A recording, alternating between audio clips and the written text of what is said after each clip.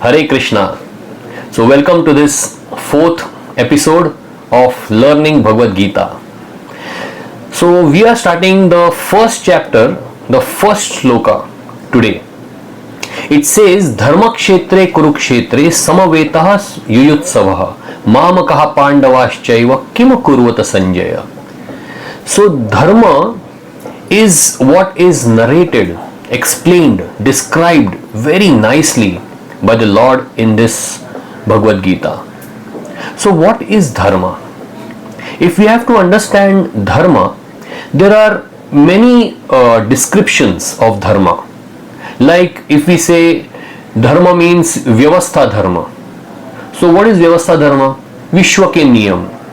We see that all the species, they simultaneously exist in this world. No one perishes. Why? Because dharma sustains them. So this is Vaishvik dharma. Then there is also something called Prakritik dharma, which means the characteristic in a person or a thing which cannot be separated from it. Let us understand it with an example. If I say, what is the dharma of fire? Agni का क्या धर्म है? So अग्नि का धर्म है उष्णता और प्रकाश. So heat and light is the dharma of fire, which means what? You cannot separate heat and light from fire. It is its moolbhut dharma. It is its prakritik dharma. So in the same way, we have to understand what is our dharma. So that is also one definition of dharma. Then when we have to say understand dharma, we also understand it in the form of duty. When we say आप एक student हो, आपका धर्म है पढ़ाई करना, yeah? So कर्तव्य धर्म, duty. So that is also another form of dharma. Whatever positions we have, social positions we have, in the family we have certain positions. So it is our dharma, matru dharma, pitru dharma, you know. So like that, kartavya dharma is also a kind of dharma. Then there is sampradayic dharma for the emotional harmony, for spiritual emancipation, and for charitra gathan, the formation of character. So for that we have got this sampradaya dharma, wherein we have got religiosity and various sadhanas we take up. So that also becomes dharma of an individual. So in this first chapter of Bhagavad Gita, there are three people who are engulfed, who are filled with fear. So the first person is Dhritarashtra, then the second one is Duryodhan, and the third one is Arjun himself. So we can see that when Dhritarashtra says Mamakaha Pandavaschaiva Kimu Kurvata Sanjaya, all of them have, all the warriors have come to the battlefield. What did they do? Now when warriors have come on battlefield, what is expected? They are supposed to fight. But still this question is there because Dhritarashtra wants to know whether Yudhishthir is going to give up.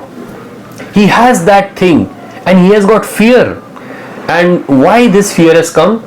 It has come because of one thing. Because he is getting into duality. Mamakaha Pandavaschaiva. He is differentiating his sons from the sons of Pandu. And therefore, naturally, whenever you differentiate, whenever you show selfishness, then fear is going to follow. Similarly, Duryodhana also, he tries to differentiate his army from the army of Bhima.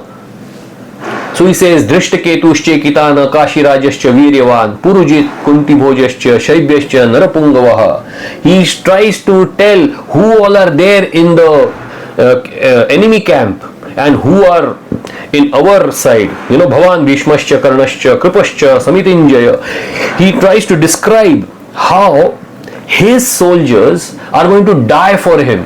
He is already saying, Madarthe Tyakta Jivita. He says that my soldiers are ready to die for me. He was somehow knowing that everyone is going to die. in his army. So that fear was there in him. And again, what is the cause of that fear? Because he is again into duality. This is mine, this is yours, this is their army, and therefore that fear is surely going to come whenever you have selfishness. And similarly, we see Arjuna. When he is in the battlefield, of course, Arjuna is a person who is filled with compassion, but still he says, why should I kill them?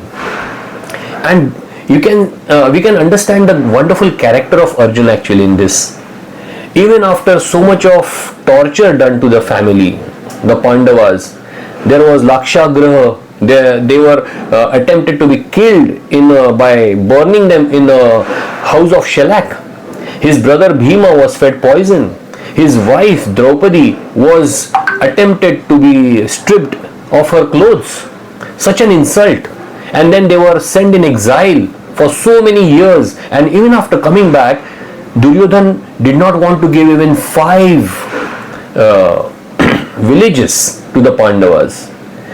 After so much of insult and so much of humiliation, still on the battlefield, Arjuna is thinking, should we kill them? Should we fight? He was thinking about why not take up with spirituality. So he was into illusion, but still his character came out. But then illusion is illusion. He was also engulfed, or you can say he was full of fear and compassion, and he did not want to fight. Why?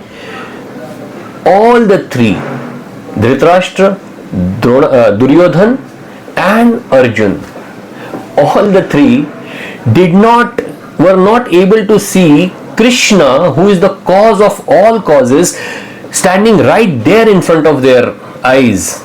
They couldn't see him, who is the cause of all causes. So whenever we are not able to see God or the will of God in any situation, then we get into fear. And therefore, it is our duty to understand, it is the skill, it is a technique, the most important technique in life. Whenever there is any prasanga, when we say prasanga, प्रभु का संग होना, तो ही उसको हम प्रसंग कह सकते हैं. Otherwise it is a waste of time. But this is where all the 3, Dhritarashtra, Arjun and Duryodhan, they failed to see the plan of Krishna. And as a result of which, what happened? We can see that Arjun also was not ready to fight. He was saying, why to kill the Atatais, the terrorists? So, Atatais are who? Atatais are those who feed poison to people. Atatais are those who usurp the wealth of people. Atatais are those who take away the lands of people. They are those who attack with deadly weapons. They are those who steal others' wives. So they are called Atatais. They must be killed. But because of compassion, because of falling into illusion, Arjun was saying what? That why should we kill these Atatais? So this is what happens when we are full of fear or wrong kinds of feelings in our heart. So therefore our feelings should be guided by vivek, by wisdom. So the greatest wisdom we can see in this first part of this first chapter is that spirituality should be always given preference. There was an old lady and she had a parrot. She loved her parrot very much. So much that she made a golden cage for the parrot. It was a big golden cage, and every day she would wash the cage very nicely. But in few days the parrot died.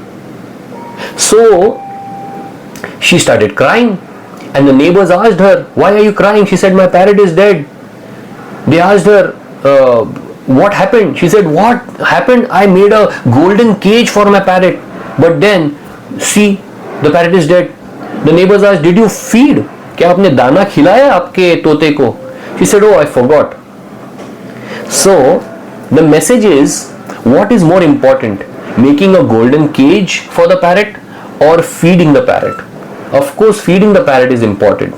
In the same way, our body is like a golden cage.